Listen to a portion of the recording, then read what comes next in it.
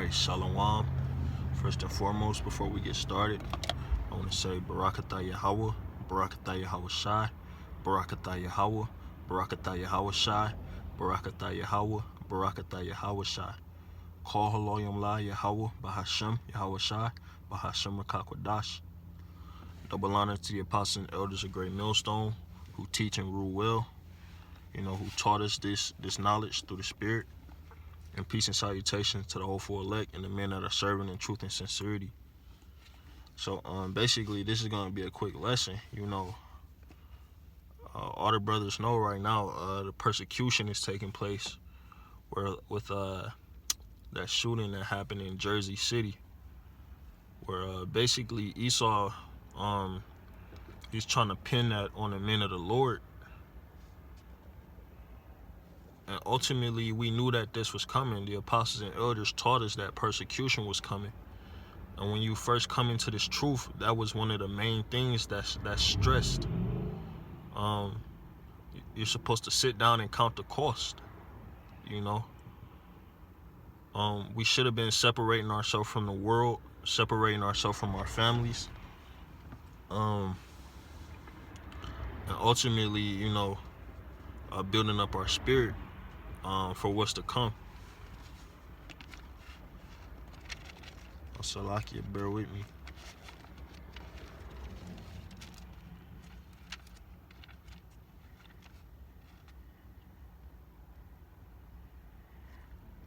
So ultimately, what the Most High is doing,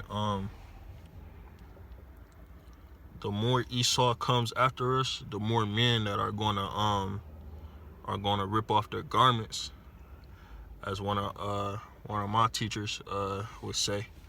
They're gonna rip off their fringes, and they're gonna disassociate with this truth for the simple fact that they're gonna be scared.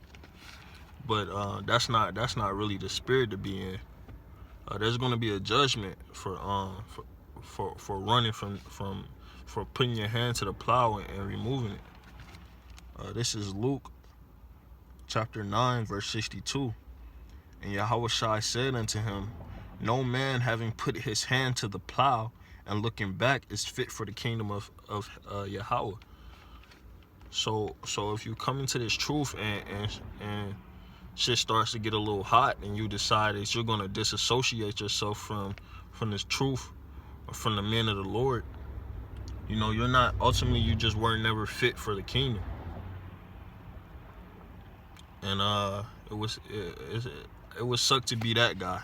I feel bad for that guy, whoever that guy is. Adawan Ratazah. Yahawah Bahasham Yahawashi, that is not me. So we don't have a choice, man. If you come into this truth, you took an oath to Yahawah Bahasham Yahawashi to take this walk all the way into the end till death. We didn't have a choice to come into this truth and start preaching the word. The Most High chose us, In John chapter 15, verse 16, ye have not chosen me, but I have chosen you and ordained you that ye should go and bring forth fruit, and that your fruit should remain, that whatsoever ye shall ask of the Father in my name, he may give it to you. So the Most High said we have not chosen him, but he has chosen us. This is not like Christianity or these other religions where you can just decide, wake up one day and decide, hey, I'm going to go be a Hebrew Israelite today. I think I'm going to be a Hebrew Israelite. No, it doesn't work like that, man. The Most High said he's chosen us. And a good example of the Most High choosing us in the book of Ezekiel. I believe that's Ezekiel chapter 3. When the Most High had used Ezekiel to go and prophesy. Ezekiel 3, and I'm going to start at 17. It says, Son of man, I have made thee a watchman unto the house of Israel. So the prophets that are out there on the highways and byways, and the chief place of concourse in damn near every major city and country, prophesying the downfall of Esau Edom and the ushering in of the kingdom of heaven, they're watchmen. Yahawah Bahasham Yahawashi has ordained them watchmen, prophets, right? So it says, this is Ezekiel chapter 3, verse 17. Son of man, I have made thee a watchman unto the house of Israel. Therefore hear the word at my mouth, and give them warning from me. So the men of the Lord are out there giving warning, and Esau Edom, he doesn't like it, man. He's being exposed. He doesn't like it. So what is he going to do? He's going to lie on it. He's going to persecute us. Verse 18, when I say unto the wicked, thou shalt surely die, and thou givest him not warning, nor speakest to warn the wicked from his wicked way, to save his life, the same wicked man shall die in his iniquity, but his blood will I require at thine hand. So we don't got a choice, man. We don't got a choice but to go out and prophesy the downfall of Esau Edom and the return of Yahawashi, man. To announce the ushering in of the kingdom of heaven. We don't have a choice. The Most High said, if he tells us to go and prophesy and to give warning, and we don't give warning to the wicked will surely die, but their blood will be on our hands. And I don't want nobody's blood on my hands. So, and neither do the brothers that are serving in truth and sincerity. So we're going to go out and prophesy. The scripture says, roughly paraphrasing, do you fear the man that can kill your body, or do you fear the Most High who could kill both mind, Salakia, or do you fear the Most High who could kill your body and your spirit? So ultimately, the men of the Lord, the men of Great Millstone, and all the camps that are affiliated with us, we fear Yahawah Bahasham Yahawashi, right?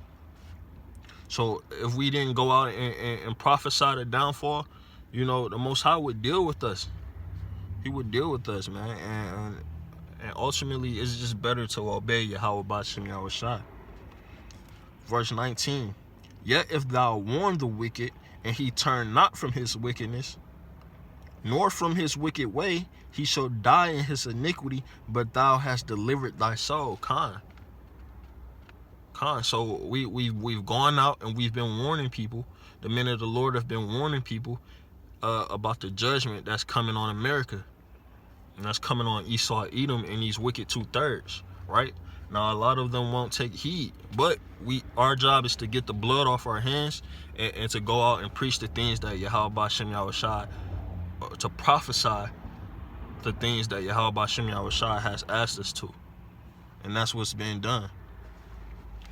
So really, with this persecution coming forth, it's going to cause a lot of brothers to flee from this truth, because they're worried about the things that are being said about them. They're worried about their family, what their family is going to think.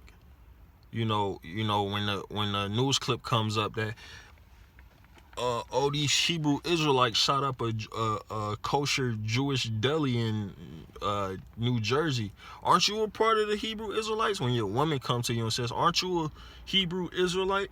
Or in the news they call us black Hebrew Israelites, but we know that we're not black. We're just Hebrew Israelites, because we consist of the so-called Negroes, Latinos, and Native Americans. But they're worried about what people are going to say, being seen in a negative light, which ultimately, for one, you don't read the scriptures and you don't truly believe if you're worried about that. And two, you just weren't fit for the kingdom. This is Matthew, chapter 5, verse 10. Blessed are they which are persecuted for righteousness' sake, for there is the kingdom of heaven. For theirs is the kingdom of heaven. So I would rather die in righteousness than wickedness, because ultimately Yahawashi has overcome death, and the servant is not greater than his master. So ultimately we're going to have to face death and persecution. Verse 11, blessed are ye when men shall revile you and persecute you, and shall say all manner of evil against you falsely for my sake. Blessed are we. Verse 12, rejoice and be exceeding glad, for great is your reward in heaven. For so persecuted they the prophets which were before you. Khan. So the things that were of old are of new. They're here again. The prophets were persecuted, and so who are we? You know. And so ultimately, that's what we gotta face. You know, brothers cannot be worried about what your family thinks, what people think. Scared to go out on the street on Saturday after this news hit. You know, you can't be afraid. You gotta stand boldly for Yahawah, Bahasham, Yahawashi. Ultimately, this is the book of Luke, chapter 20. Salakia. This is Luke 14, verse 26. If any man come to me and hate not his father, and hate just simply means love less, and hate not his father and mother and wife and children and brethren and sisters, yea, and his own life also, he cannot be my disciple. So this shit that Esau is doing, lying on the men of the Lord, creating false accusations and staging fucking fake shootings,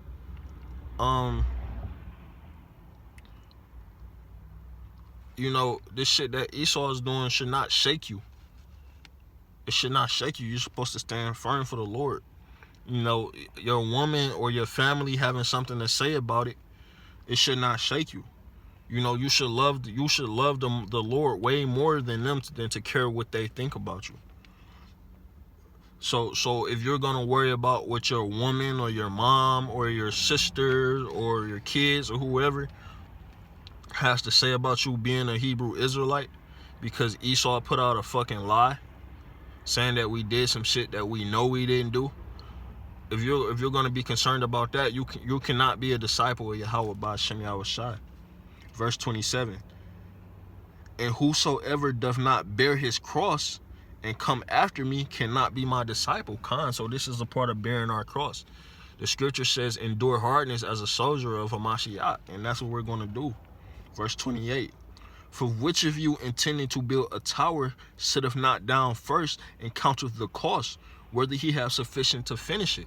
So like I said earlier in the video, when brothers first came into this truth, you were supposed to consider, you know, we know that there's a possibility. Well, it's not a possibility, but some of us are going to be put to death as martyrs for Yahawah, Bahasham, Yahawashi. But you're going to rise first, you know. We knew that this is what was coming. So which of you sitting not down, Salat? Let me grab that. Let me read it again. Verse 28. This is Luke 14 and 28. For which of you intending to build a tower sitteth not down first and counteth the cost, whether he have sufficient to finish it? So brothers that's gonna run from this truth or hide their face and rip their fringes off, you didn't sit down and count the cost. You know? And ultimately, you're a fucking disgrace, man. You're gonna turn on the brothers like that, man. And ultimately, you were never even a brother. Salakia, bear with me. I think I had one more preset that I needed to get. Just trying to make sure I covered them all. Khan, yeah, so we don't have a choice, man, but to serve Yahawah, Bahasham, Yahawashi. We were chosen. Ultimately, if you believe that you're the men of the Lord, you're chosen from the foundation of the earth. You know? So we're not running, man. We're not running. We standing firm. You know, like they like to say in the world, we're standing 10 toes down, man. We riding this thing all the way out, man. You know, when we wake up, it's gonna be as if we dreamed, man. I can't wait to get the fuck out of here, man. Death to Esau, Edom. You know, death to these fucking heathens, you know, that are licking our wounds, and death to you fucking 2/3, man. You know, straight like that, bro. We not bending, we not folding. You know, we're gonna rock this thing all the way out, man. You know, no weapon formed against the men of the Lord shall prosper, man. And if it turns out that brothers just gotta be martyrs, man. But you're gonna rise first, man. And we're gonna inherit the kingdom. You know, this is it. This is the last go round, man. And then we waking up in the kingdom. So, hey, man, brothers just need to stand firm, stay prayed up. If you're not fasting and praying, then what the fuck are you doing, man? Brothers should be fasting and praying, man. You know? You know it, and that's the spirit. Let's see, let's get Psalms 106. Or is it, no, Salaki, it's Psalm 6.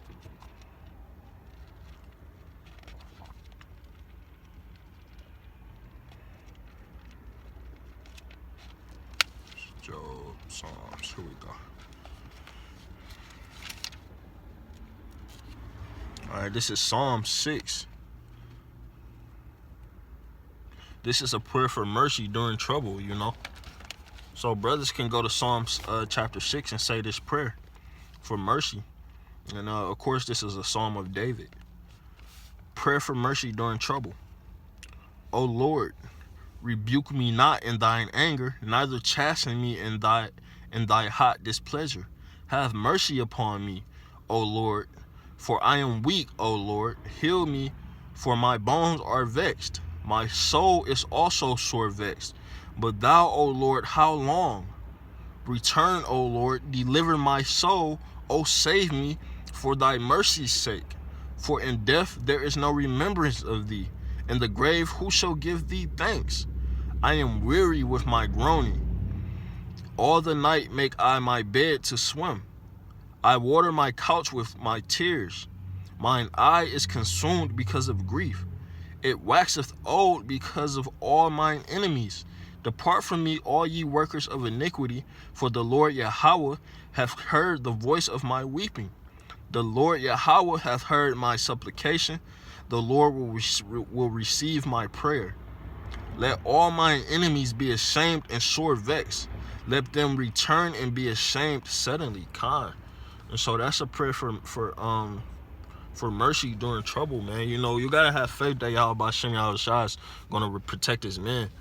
The scriptures say, roughly paraphrasing, when Esau shall come in as a flood, the Most High is gonna lift up a standard against him, man. Some brothers are gonna get spiritual powers. You know? Some brothers are gonna get spiritual powers. And that's gonna be a beautiful thing. And the reason Yahawashi is going to give some brothers spiritual powers is ultimately to exalt his name in the earth. People are going to know, okay, there's a God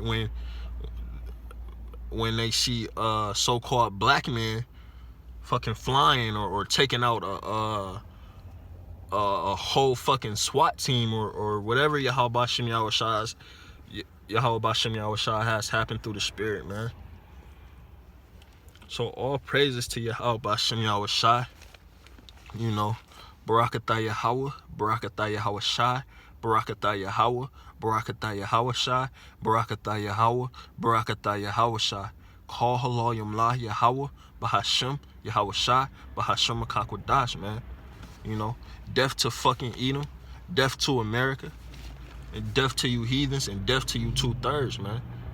You know, peace and salutation to the hopeful elect and the men that are serving in truth and sincerity, and that are standing 10 toes down for Yahawashi, man. Shalom.